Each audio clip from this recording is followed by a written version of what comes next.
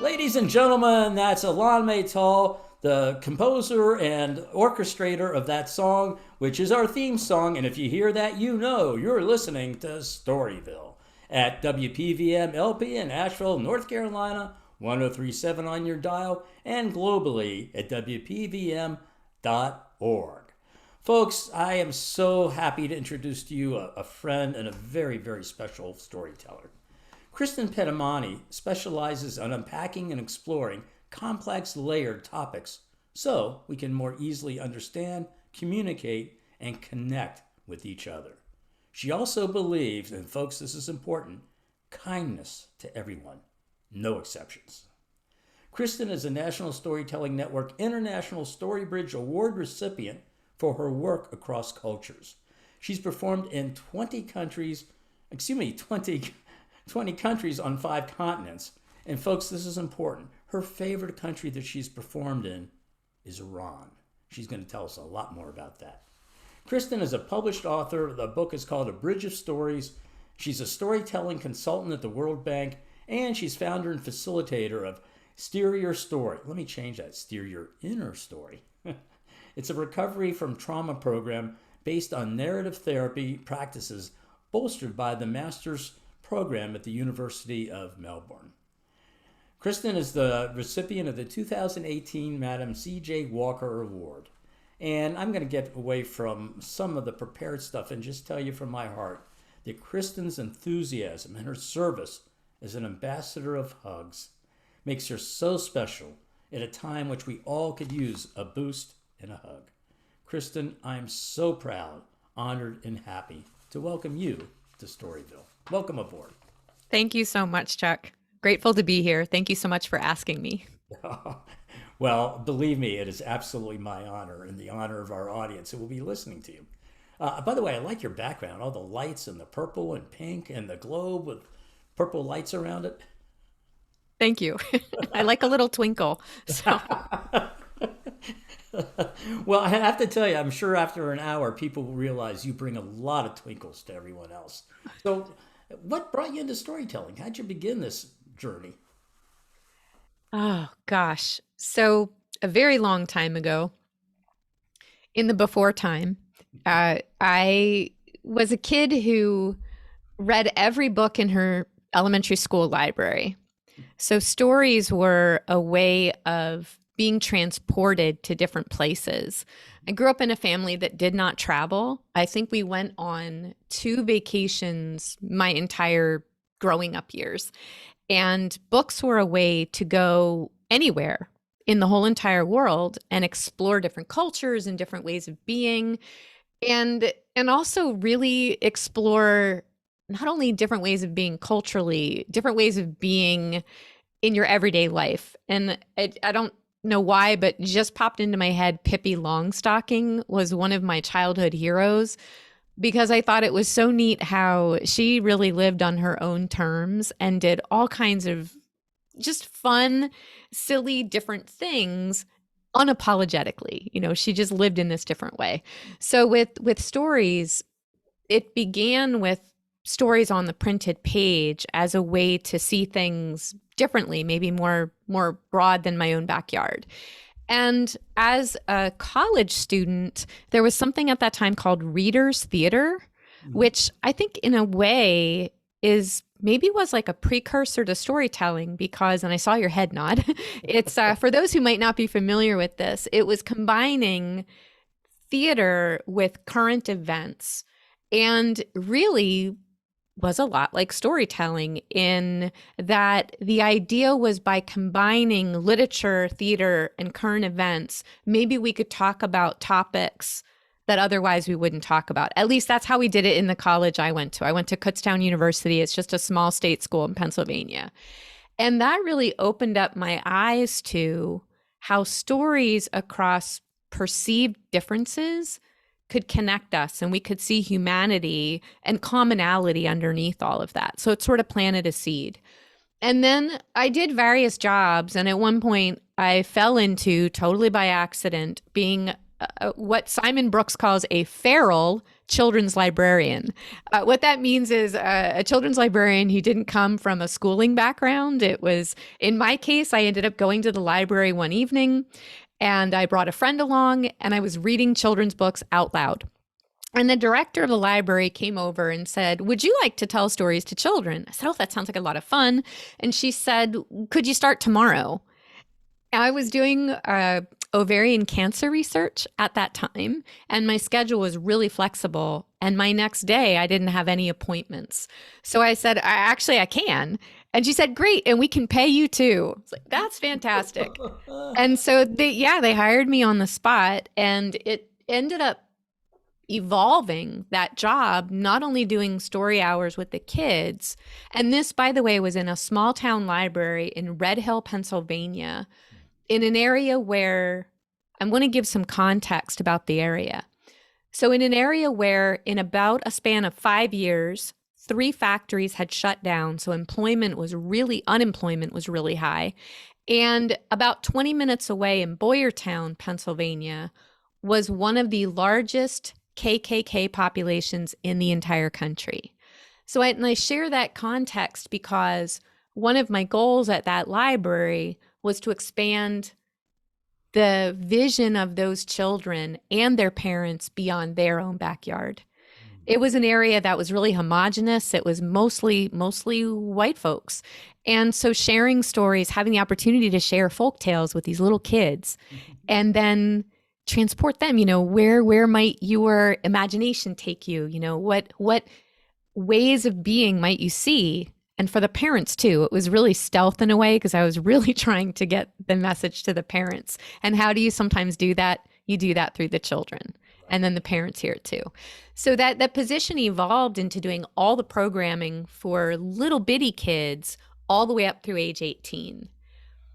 And while I was there, the storytelling connection beyond on a page and beyond sharing folk tales out of books was I also have this theater background. And when I would share the stories, it was really quite performative. And the parents ended up saying, you should do that as your full-time job. I said, "Oh, well, that's a neat idea." And that was probably around 1998. I did not know in 1998 that being a storyteller could be your full-time job. That could actually be a vocation. And I went home and I looked up on the internet. It may have been via Google. It may have been another search engine. And I put storytelling and I searched it. And oh my gosh, there were all these people that are storytellers as their life work. And names like Elizabeth Ellis popped up.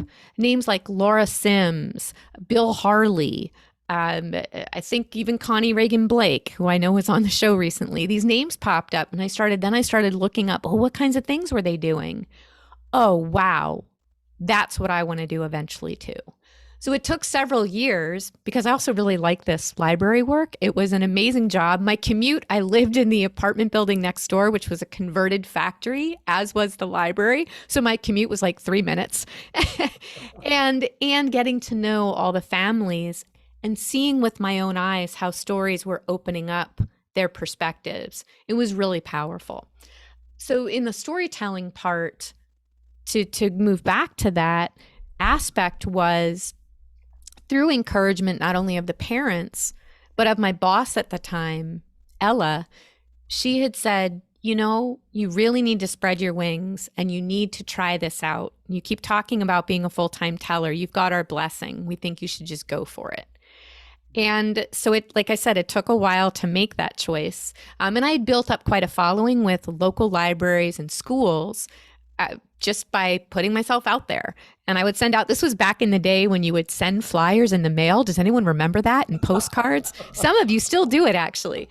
And so I would send, send flyers out. Oh, here's a program I have on Australian Outback, or here's a program on folk tales about strong girls. And so I built a following. And I left my full-time job August of 2005. And then very quickly, I ended up starting a volunteer literacy project in the country of Belize in Central America. And that was by invitation by a young man I met on a snorkel excursion.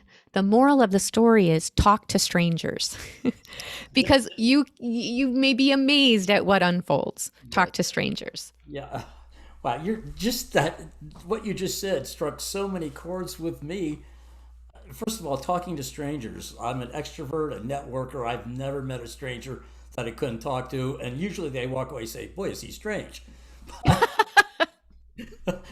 But the other thing, a couple other things, you mentioned Reader's Theater. I'm a member of an organization here in Asheville called the Autumn Players. So we're the opposite of the college kids. We're the older folks, all retired and gray and everything. But it's a Reader's Theater, and it's been fun. Lastly, my mother's name was Ella. So Oh, wow. I love that connection. yeah, yeah. That's beautiful. So you started that way, but your career has evolved. How has it evolved over this period since 2005? Thank you. Yeah, it really has changed in that in the beginning, I started out doing it was mostly folk tales and for youth audiences. Always though with layers for the adults that were present as well, whether that was parents or teachers. It was really important that they were engaged too. And in those early days, I did a lot of deeply participatory storytelling. So I would actually invite kids up front out of the audience onto the stage to become different roles in the story, and then the entire audience would help with certain sound effects or call and response. So it was very, very interactive. And then it was actually going to Belize that the evolution started there. And that project was really a collaborative project on a lot of listening to the local teachers and principals on what was missing from their educational system and what was a barrier to literacy. And in the listening, what I heard was that their own cultural stories were not allowed, for the most part, they'd been banned from many of the schools to be shared. Part of that is religious context. Many of the schools have been started by churches, missionary groups that came down there who did not understand these local stories and legends. Or maybe they did and were afraid of them because these stories were about conservation of the rainforest and the coral reef. They were, many of them, about deep respect for each other and honoring, if you're in a relationship, honoring your partner. Anyway, they were layered, and a lot of them are about spirits and about spirits that actually can shape, shift, and transform. So it's a really good example of it's important to understand context and to not let fear cloud your vision. Anyway, in that project of it was still sharing these local legends, and it was creating a creative writing project where the kids would actually be part of the story. It would be a first-person narrative of what would happen if you met Tata Duende, the protector of the rainforest, face to face, moment by moment, what would happen. On that journey, I think I traveled to almost 100 villages throughout Belize, and I met a lot of local people. And there was a lot of listening of what their lives were really like compared to the stereotypes we hear. And it planted a deep seed of wanting to break stereotypes in a lot of different ways, whether that was stereotypes about poverty, stereotypes about low-income countries, stereotypes about people who look different than we might or worship different than we might, different politics than we might have. And how do we start sharing those stories? So that led, and the segue is that Belize project. One day I got a Skype, remember Skype? I got a Skype phone call from Ghana. And I'm thinking, Ghana, I don't know anybody in Ghana. Who in the world is calling me from Ghana? And at first I thought it was maybe a misdial but I thought I'm going to answer it. And I answered the call. It was a librarian in Accra, Ghana, who had done an internet search, and somehow my Belize project came up. I have no idea because it was such a small project. Anyway, it came up and the person said, can you come to Ghana and do something similar here? And so it took 2 years to actually make that happen. I ended up traveling to Ghana and then Kenya and then Haiti. And all three of those projects they also evolved in breaking the stereotypes was the common theme in all of them, but they evolved from local people wanting to share initiatives they had started rather than outsiders coming in, their initiatives, so that we could learn from them. That they have incredible ideas and they've got amazing creativity. Sometimes what's missing are the funds to complete a project. We have the same kind of challenges here. So anyway, that was another bridge of story in bringing back those stories to the U.S. and saying, hey, here's what the people of Kenya, Ghana, and Haiti really want you to know about who they are and the kinds of projects that they are doing in their own communities. In Ghana, it was just interviewing individuals and saying, what do you want people to know about your country?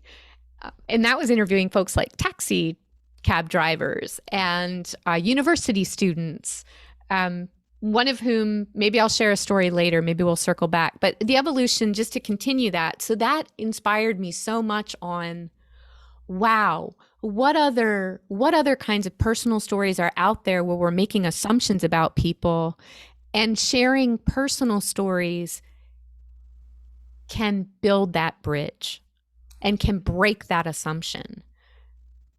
And some of that was then an evolution in sharing some of my own personal stories, not only on those of people I was meeting.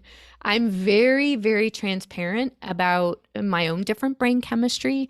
I've been very transparent about my dad's multiple suicide attempts and what that was like to grow up as the child of someone on that journey, and always with hope.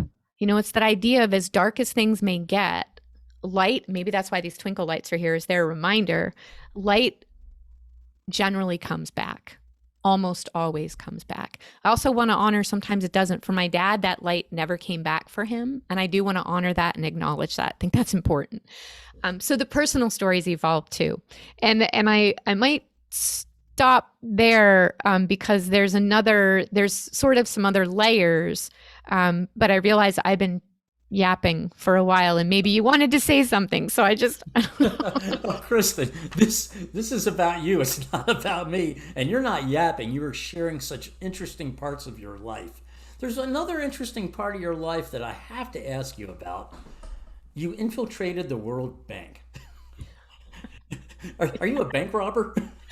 No, I'm the opposite of a bank robber. And I will be honest, the infiltration of the World Bank, those are sort of the way, that's not the official language, I guess. I don't know if my colleagues at the World Bank would consider that I've infiltrated. However, someone else pointed that out to me, and I thought, that fits actually. So the context of that is, probably about 14 years ago now, I had set an intention, and it came out of the work I did in Belize and Ghana and Kenya and Haiti after meeting a lot of local people.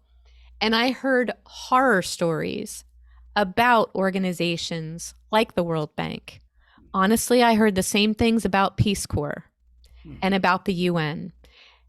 Those organizations do some really good work, and they do some damage. And I want to be so transparent about that in honor of the people I've met in these countries, is the damage that across the board is not enough listening to the local people, not enough asking, what do you really need?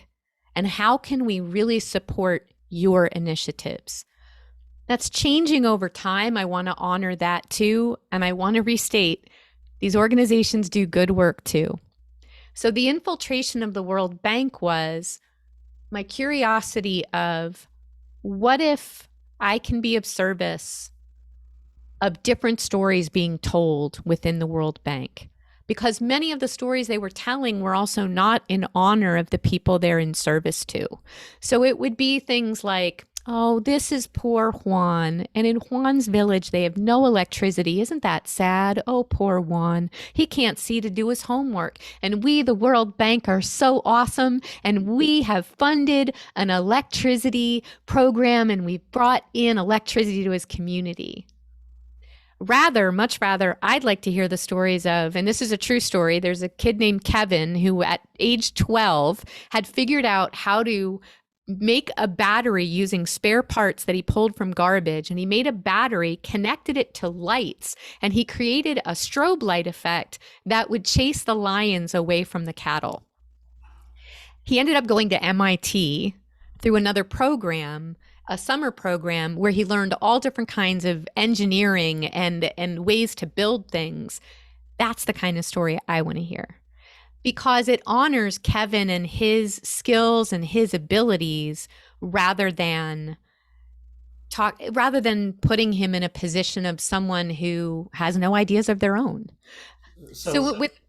Sorry, go ahead. And I'll tell you a little bit more about what I do at the World Bank. That's what I was going to ask. But how does that translate into your activities or your consulting? Yeah. So the translation there is that I teach presentation skills. What I'm really doing, though, is deeper than that. It's teaching about honoring the people you serve and being really mindful of what story are you telling in the first place. Is this respectful to the people that you're in service to? So the presentation skills, we use the TED Talks model because they are familiar with it. It is something that they can click on a talk and watch a really good one, and they can, very easily pull out some of the techniques or at least see them. So I use that as the model. And then it's really also teaching them to speak in more accessible language rather than all this technical talk and jargon. And it's bringing in humanity. What are the human stories behind the data? Every number tells a story. So rather than getting so stuck in data can be really cold, it can be really clinical. What are those human stories underneath it? And that's what I'm doing there. And the infiltration is again about bringing in, I'm really transparent with them. I've said to them directly, do you want to hear what people are actually saying about you? Because I've heard those things because I was not connected with the World Bank. And they were shocked, and they were appalled, actually. So it's an opportunity. All right, so what different story can you tell and create? I mean, it's not only about telling the story, it's about living it, right? It's about going into communities with respect and honor rather than, well, I'm the smartest person in the room. Actually, these people, they may not have a degree from Harvard. They've lived in their context for generations. What can you learn from them? It's about bringing that in. Yeah. It's interesting you say that because in my former life, I was a management consultant and I worked with CEOs, supervisors. But the key is not what you know, the key is listening. And in presentations, the key is listening. And the same thing would happen, not internationally, but in companies. The geniuses, and I did a lot with manufacturing, the geniuses were on the floor. They knew what was going on. The supervisors and engineers would come and talk at them instead of listening. So exactly. We're on the same page on that one. There's another interesting visit you made with all the different countries you visited. I mentioned in the intro. This just fascinates me, and I'm sure a lot of people want to know more about your visit to Iran. Yeah, so that was another one of those things where I guess the message I'd want to impart is take risks and say yes to opportunity. So this actually evolved out of a Facebook post. There was a Facebook post that said, "Hi, my name is Minu, and I am one of the festival organizers for the Canoon International Storytelling Festival. And we are extending invitations to storytellers." And so I ended up sending in an application among many, many others that did. And it was a really rigorous process to be accepted, especially as an American. So some of the listeners may not be aware that the United States and Iran do not have a diplomatic relationship anymore. And it's really layered and complex as to why that is the case. And that could take a whole hour, so I won't get into it. The only thing I'll say is we are partially responsible for that breakage. And that's all I'll say. So being accepted into the festival as an American, the level of gratitude I still carry, and the level of humility and feeling so honored to receive that acceptance is indescribable, to be completely honest with you. And so this was back in 2015, and there were 10 storytellers that they had accepted from throughout the world. And then there were 20 Iranian storytellers, and then all the translators. So we were matched with a translator. And that process, to me, how they did that, we were matched so perfectly. It was like magic. It was like they reached into our hearts and said, oh, your heart and this person's heart, oh, they fit together. So this will be your translator. And the relationship, my translator is Miriam, or was Miriam, and well, she still is because she's still around. And she became like a sister very, very quickly. And something that listeners may not know is that Iran was part of Persia, and Persian culture, a really huge component of their culture is hospitality, is inviting you in, and you are not a stranger. You are considered family, and you are treated as such. And that was apparent the entire experience during the festival. There was more kindness than I have ever experienced in my entire life. I can give a tiny example about that, or did you want to? Yeah, go ahead. Is the example about the man that was in uniform that looked? I'll share that later. Okay. That I promise I will share that. You go for it. I'm going to shut up and listen. I'm glad you brought it up, and I promise I will share that. The kindness, sort of a small example, but it really was big. We were treated to a traditional Persian meal on outside, and there were these carpets that were made by the local Kurdish women. So it was a carpeted floor, and we all sat on the carpeted floor, and it was a tent. So there were these saplings and this like black muslin material over top, and there were all of these meat dishes. And at the time, I was a complete vegetarian. Now, when I travel, I'll also try to eat whatever's put in front of me. There was lamb, and I don't eat lamb and I don't eat veal ever, ever, ever, ever. So there was whispering among the different storytellers, she doesn't eat that. So how do we help her? We need to help her. Someone went up, I didn't tell anybody. They went up and told the person who was preparing everything that I was a vegetarian. And the chef spent like 20 minutes making a completely different dish for only me. I mean, everyone else was a meat eater. So imagine there's like 50 people having a lunch, and this person decides to make a meal for one. And I asked myself, would that happen here? I don't know. But it happened there, and that's just one example. The other piece before I get to the story about the soldier is when I want y'all to imagine there's an auditorium of like 500 people, and it's government dignitaries, and it's officials, and there's religious clerics, and there's families and parents and storytellers and teachers. And when the officials made their speeches, every single one spoke about how it was storytelling and poetry. That's what was going to create world peace. And that's what was going to create peace between our countries. I thought that was incredibly beautiful. And it touched my heart so deeply that a government official was saying that. You know, this wasn't a storyteller saying these words. This was a government official. Again, I ask, would that happen here? I don't know. I don't know. So, Chuck, the story that you were alluding to is it's the last day of the festival. And some of your listeners may have heard this before. I share it when I'm asked to, because it's still one of the most profound moments that I've ever experienced about the power of story to connect us across divides, across perceived differences. So it's the last day, and all of us storytellers are up on stage. There's been a huge ceremony, and it's all coming to an end. The auditorium is emptying out. And then I notice there's a man dressed in army fatigues, and he's got a burgundy beret perched on his head. And I kind of look, and I realize he's looking directly at me. He gets up out of his seat, and he is practically running to the stage, and he's got something in his hand, and he's waving it back and forth, and I can't discern what it is. All I know is he's looking right at me, and I have a moment of absolute terror. It's a moment of, oh my gosh, did I do something wrong? And I'm thinking about the fact that I'm an American. There's no diplomatic relationship between our country. I've been so careful the entire time with the headscarf because that's about honoring local culture. Any culture I go into, I honor local ways of doing things. And I'm thinking back, oh my gosh, did I say, maybe I said something I shouldn't say? And I am so scared. And then he's there at the very end of the stage and he is tall. And then I notice what's in his hand. It's a cell phone. And then I can hear the words that he's saying. America, America, I love your story. Photo? Wow. And I start to cry.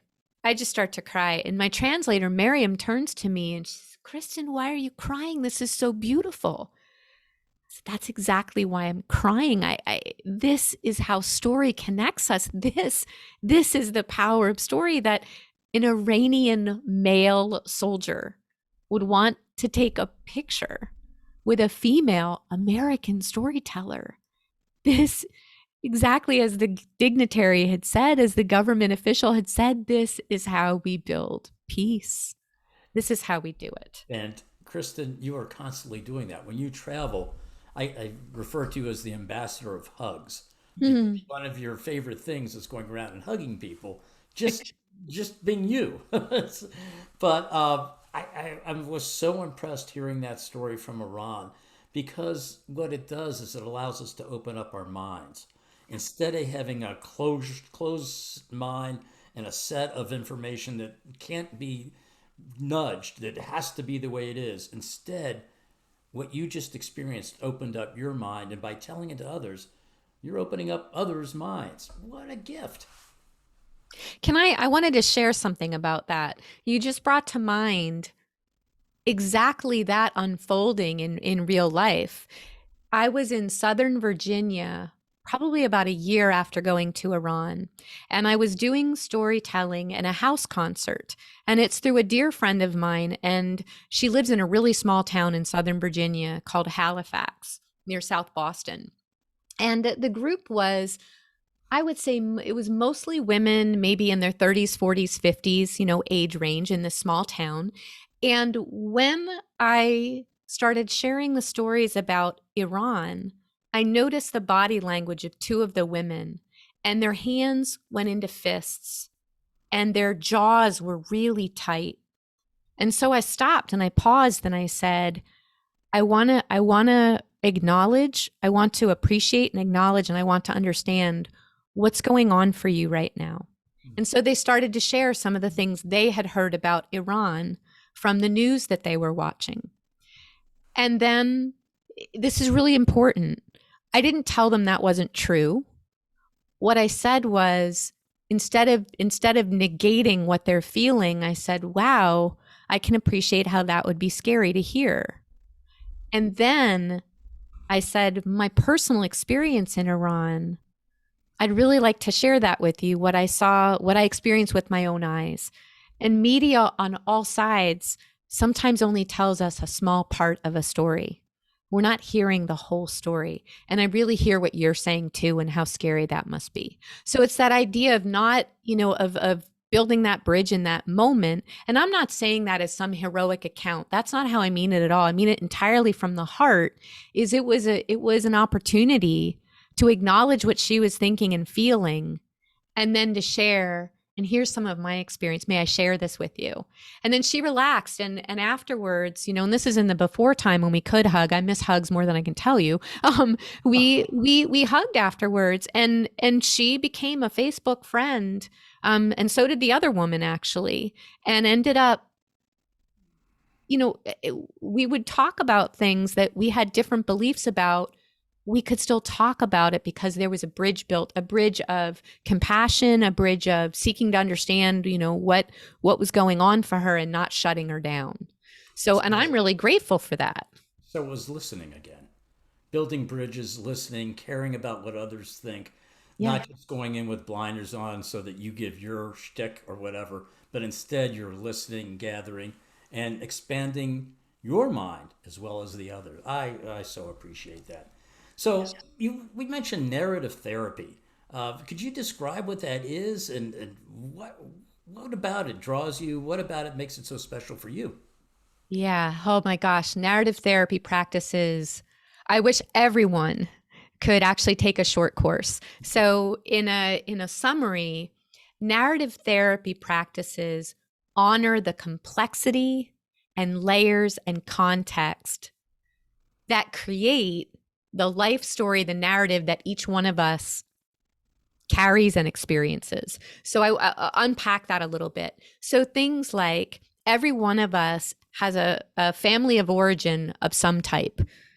And that family of origin, they shared messages with us and ways of being that we were told were appropriate or not appropriate, okay or not okay. And then you add to that layer things like the culture that we grew up in, the region of a country that we grew up in. You add to that what society might tell us is okay, not okay.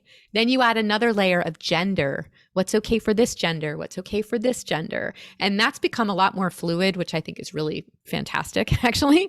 And then there's the layers of politics and religion, the layers of structuralism. And when I say that, I mean structuralism, things like all the isms, ageism, racism, ableism. There's a bazillion of them. All of these end up impacting how we see ourselves, how we see and interact with other people, and how we navigate the world around us. And the other thing that narrative therapy practices talk about, there's many layers. One that I really appreciate is that all of those influences on us, from the family to the culture to society to politics to religion to structures, they're all human made. They're all human made constructs. And what that means is they can change. Doesn't mean they're easy to change, but they can. And so narrative honors that. And the other piece is they honor that the person is the person and the problem is the problem. They separate the two. And that's really powerful when we are moving through challenges, no matter what those challenges are, to recognize that problem is the problem. It is not me as the person, or just as powerful and maybe even more, that person is not the problem. The problem is the problem. So it's another, I think, really powerful practice, and its practices. There's all of these ways of looking at things and asking questions out of curiosity, out of compassion, out of wanting to understand without making any assumptions about anything. It's really about questioning and then inviting a person to explore and unpack all these layers rather than internalizing, oh, I'm just messed up. I'm this problem. Well, what about the influence maybe your family had on that problem, or society and what society tells us is okay or not okay? Maybe that influenced this for you. So, And yeah. just a quick question. So, through storytelling, you're able to get people to do just what you described and then tell their story as. A little different than that. Actually, I want to clarify. So it's really about asking questions about the problem itself. And it's about asking questions like, if someone, let's say someone's struggling with addiction, and rather than saying, well, you're an addict and that's just how things are. And, and that addiction really comes out of your PTSD and your anxiety and your depression. So instead of making those assumptions, it might say, I wonder what contributes to this relationship with addiction. And then a person might say, well, I've just been feeling so lonely. Oh, tell me more about feeling lonely. And then the person might tell you, well, this pandemic has really been tough. I've been so isolated, and I noticed I'm drinking a lot more because I feel so lonely and sad all the time. And drinking helps me. It helps numb that feeling. Wow, I can really appreciate that. So it sounds like interacting with people is really important to you. Yeah, it's really important to me. Yeah, I'm wondering, in the before times, how did you interact with people? What helped you to do that? Oh, I love dancing. Oh, wow, that's neat. So it's exploring. If that's just a tiny little snapshot. And what ends up happening is, well, there's I was going to say the goal, but the other thing I love, they don't use that kind of language in narrative. It's not like there's a goal that you have to get to. Some of the ideas are, though, to move away from a problem saturated story to a preferred story. What's the preferred story this person wants to live? Okay. Chances are a person with a relationship with addiction might want to live a story without that addiction. I completely understand. I have had a mental health issue only for the last 50 years. But as a storyteller, I decided I'm going to tell that story. And in telling that story, I changed my perception of me. I changed my perception of the problem. I changed so many perceptions. And now I share that story with NAMI, which is a national organization. And there's a local chapter. I'm going to do it in a couple of weeks. And I love it because it allows other people then to broaden their own perspective about their stories, about themselves. And in many cases, these are family members of someone with a mental health issue. So for the family member to finally be able to breathe and say, for a mother to say, I'm not the problem, is so helpful, so helpful. So I get it. I definitely get it. So I got to ask you some other questions here. And how are you able to see life so clearly? What lenses allow you to see life in such a clear fashion? I'm giggling a little bit because I don't know how clearly I see, although there are lenses that help to broaden perspective and see things maybe, yeah, differently and a bit more clearly. And those are and I shared this at the keynote for the National Storytelling Network. So I want to give a shout out to thank them so much for allowing me to be the keynote speaker. It was a beautiful opportunity. Is just imagining putting on bifocals, bifocal glasses. And the one lens is curiosity and the other lens is compassion. And we're actually going to make quadfocals. And we're going to add another lens of complexity and context. And what that means is everything has layers to it. And what do we see more clearly or with a broadened perspective when we're looking beyond one descriptor or a single story? So what I mean by that is looking beyond simply who someone voted for and looking at the complexity of layers. What are the layers? This person might also be a brother and someone who rescues animals and someone who is a little league coach, whatever those layers are. And looking at the complexity of the context that person lives in. What, for all of us, not just that person, but for all of us, what's the context? And how does that then influence the behavior of a person or the way someone reacts to something? And when we take that into consideration, there's a lot more that we can see. So if listeners to the program, if you take away anything from this time together, the idea of quadfocals, and if you can allow yourself to put them on, and gosh, maybe I'll create these in real life. So this idea of quadfocals of curiosity, compassion, complexity, and context. And what else might we see? And how might we then connect with someone that we think is really different from us? Because chances are, underneath it all, we have a lot of the same values underneath. We just might have different ways of approaching things. And I want to honor that sometimes that connection is not always possible. Don't start with the toughest person to connect to. Maybe start with the person where there's already a little bit of connection to, and then you build up from there. Yeah.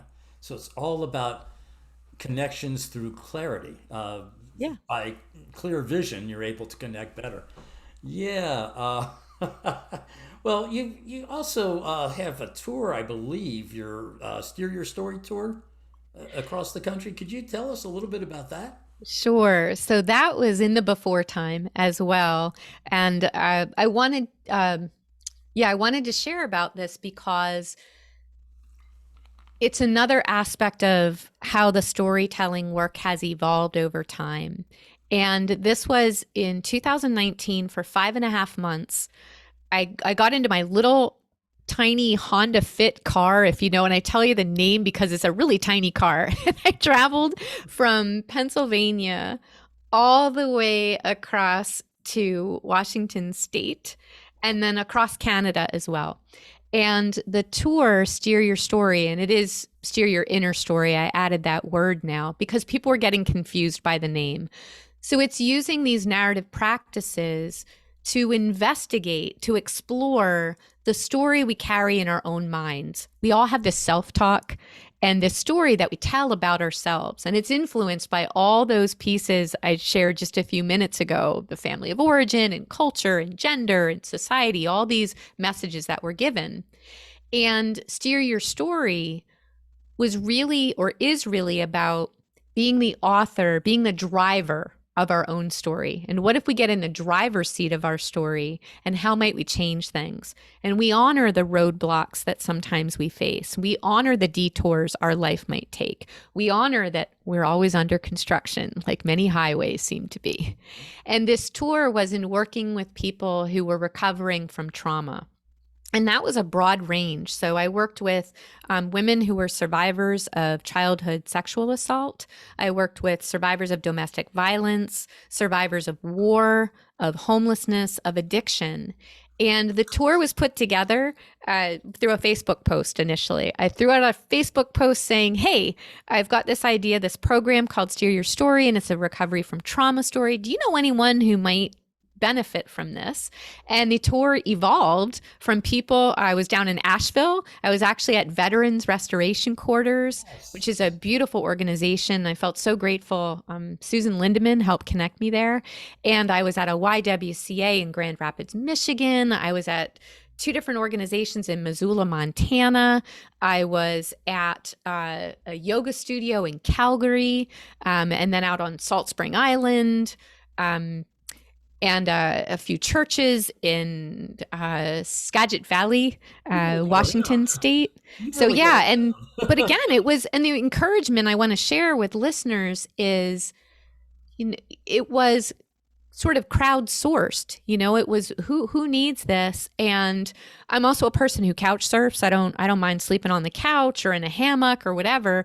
And I stayed in people's homes, and thank goodness that was so lovely to stay with people along the way. And then did these workshop sessions, many of them free of charge, and did this tour. It was life-altering for myself as well. Something I did not expect or anticipate was how much healing I would experience. Yes. So much. And Veterans Restoration Quarters was one of those places where, may I share actually what happened there? Absolutely. And just for the record, let me help the audience understand as an Asheville person. VRQ, the Veterans Restoration Quarters, is an organization, a faith-based organization, has this place where veterans come to rebuild their lives.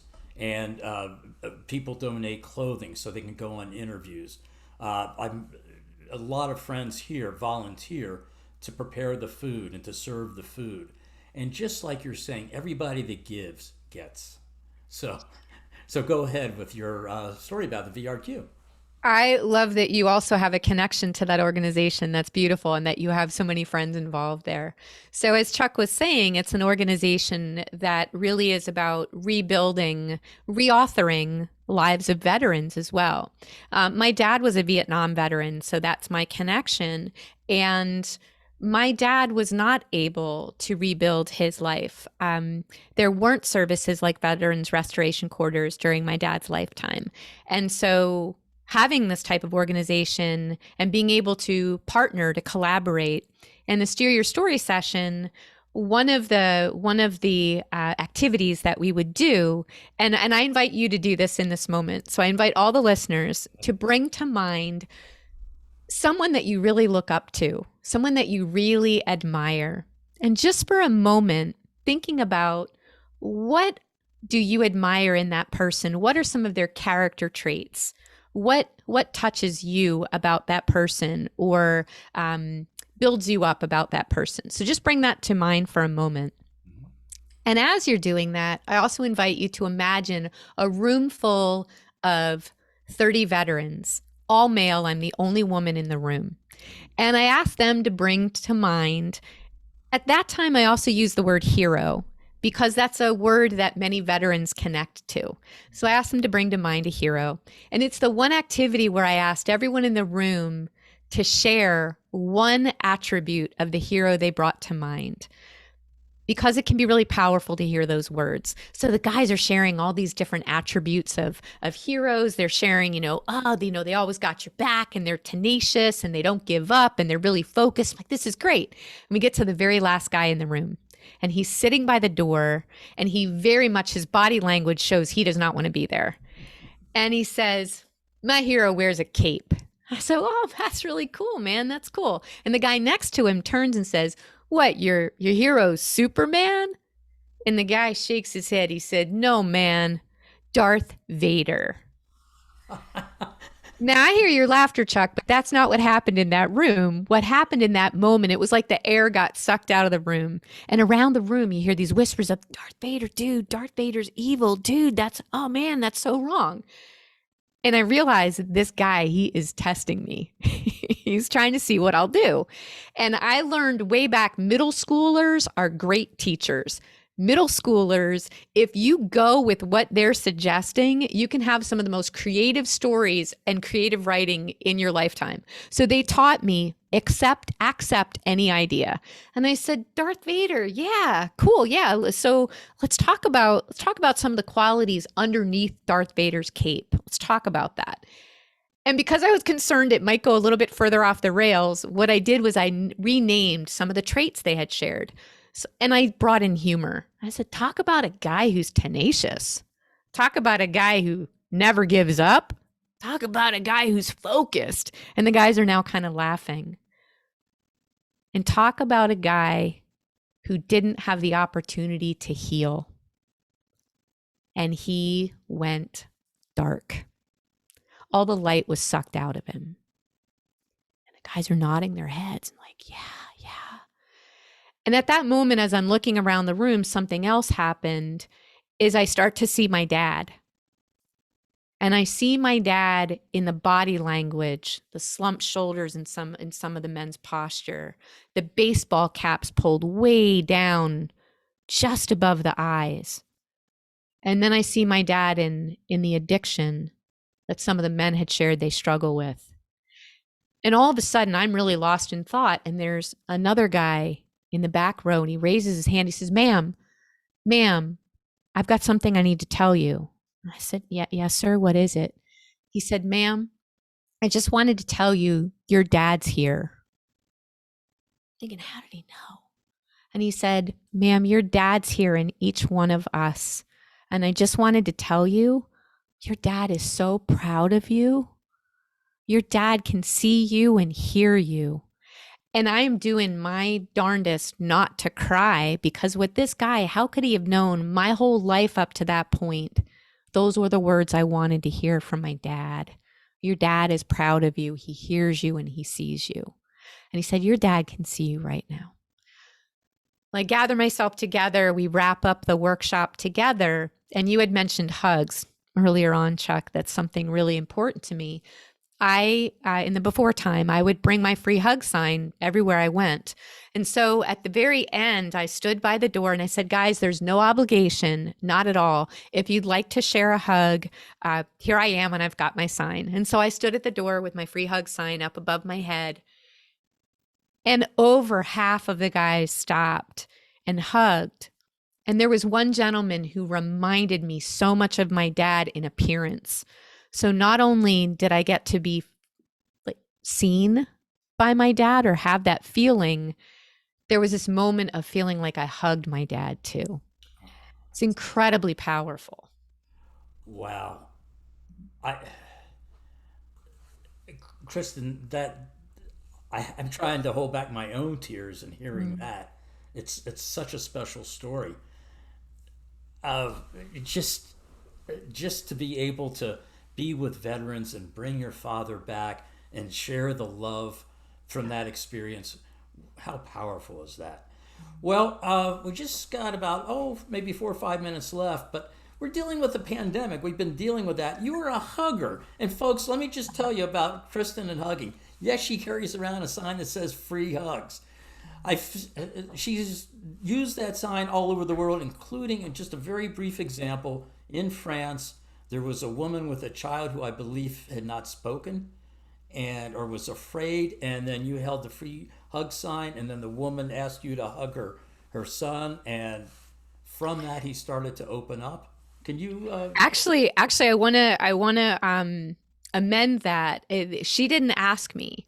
What happened was I had my free hug sign in Paris outside of Notre Dame, and there was a group of us sharing free hugs, and this child was actually autistic, and I learned that after when the mother approached. It was after the hug, though. So this child had been just very engaged with the sidewalk, and was sitting and wasn't really, didn't seem to be, that's the important thing, didn't seem to be paying attention. And a few minutes later, he and his mom, they left. And then they came back. And this child ran up to me to have a hug. And I'm looking over at the mom, and she's crying, and I'm thinking, oh my gosh, is this okay? I don't know if this is okay. So I set him down and I approached her, and she said, I can't believe this. It wasn't about the verbal part. It was, he didn't engage with touch in that way. And I want to clarify, many, many, many autistic children do. Touch is really important. I'm thinking about my dear friend, Darren, and Darren's child loves hugs, actually loves touch. But this mother said he barely ever hugs me or his father. I can't even believe this just happened. And I think it's that idea of all of this. Everything I've shared today is that idea of allowing ourselves to connect and putting ourselves in positions where that's possible, is moving past our own fear, our own concerns, and saying, how might I interact with someone? And so I wanted to sort of share what had happened. Yeah, thank you for letting me just share that part. And I think what that tells us is that you have your hugs, your messages, you are giving examples and teaching as well as learning about how to connect people around the world through its many divides, and it seems like everything is out to separate us in so many different ways. And then there's Kristin Pedomonti in such a lovely, caring, sweet way doing the opposite and bringing us together.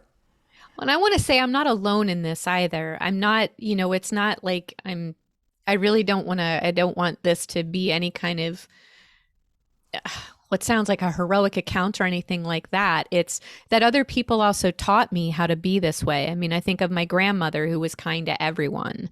I think of now my mom, who used to be really shy, who now knows everyone in the neighborhood. And part of that connection is she has this dog named Stuart, and Stuart just loves people. And now my mom, she'll come home from a walk and tell me about, someone who was having a rough day, and she stood and listened as they shared what they were moving through. And Chuck, you mentioned listening a bunch of times too. It's about listening to each other, not making assumptions, and creating space where, one of the gifts of the pandemic, the detriment has been not being able to hug people. A gift of the pandemic is through technology like we're using right now, connecting across the entire world in our own homes. And for some people, many people can't travel. They don't have either the luxury or ability or the time. And yet we can travel all over the world through connections online like this. And we can learn about each other and those differences. And the storytelling world has been such a gift in the pandemic. And I want to shout out ASST, or what's called Assist. And that's program that was started by Sheila Arnold and Donna Washington. We meet every Monday. And the Healing Story Alliance too, in that we meet twice a month. And there's a topic that's shared that's always nourishing in some way. And that has what's kept me afloat throughout the pandemic of the isolation. I have been quite isolated. To look at me, you might not know, but I'm at higher risk even being vaccinated. And so I don't really go out all that much. And these kinds of connection across the world through technology have been an absolute lifesaver. Well, Kristin, I am so glad that you joined us from Pennsylvania all the way here to Storyville. And I'm afraid our time is starting to wrap up. But before we say goodbye, can you give everyone a big hug? I'm hugging you all right now with my little heart and my little arm stretched around my laptop, visually stretched across the airwaves. And I'm And hugging. someday when it's safe to hug again, I know many people already feel safe, and that's great. I'm not quite there yet. When I do, you can bet ya I will have that free hug sign, and I'll be back out there. That's so good. Kristin Pedomonti, again, thank you so much. And let's say goodbye to everyone who's not in Storyville. Goodbye, everybody. Goodbye, everybody. Thanks for listening. Bye-bye.